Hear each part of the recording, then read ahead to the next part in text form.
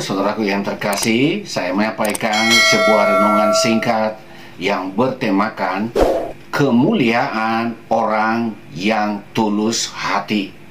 Saya membacakan firman Tuhan dari Injil Matius pasal 1 ayat 18 dan 19. Kelahiran Yesus Kristus adalah seperti berikut.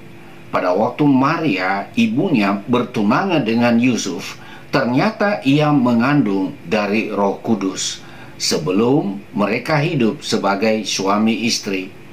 Karena Yusuf suaminya seorang yang tulus hati dan tidak mau mencemarkan nama istrinya di muka umum, ia bermaksud menceraikannya dengan diam-diam. Saudaraku yang terkasih, Yusuf adalah seorang tukang kayu di desa Nazaret kala itu. Ia hidup sebagai orang yang tak terpandang, baik secara sosial maupun secara ekonomi dalam komunitas masyarakat saat itu.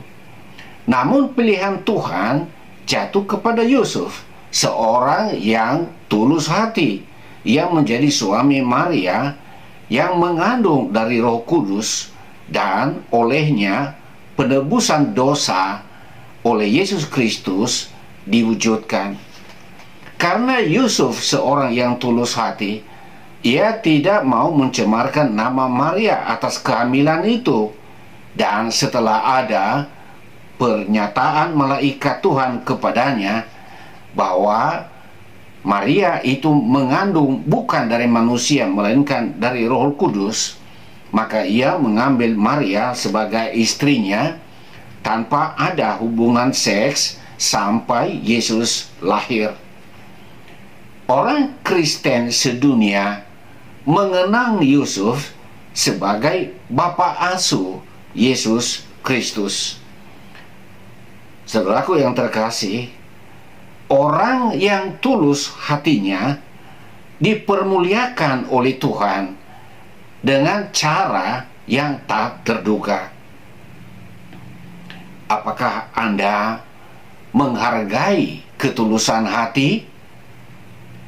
Anda sungguh berharga di mata Tuhan. Semoga renungan singkat ini saya dan saudara-saudara menjaga hati agar selalu tulus di hadapan Tuhan.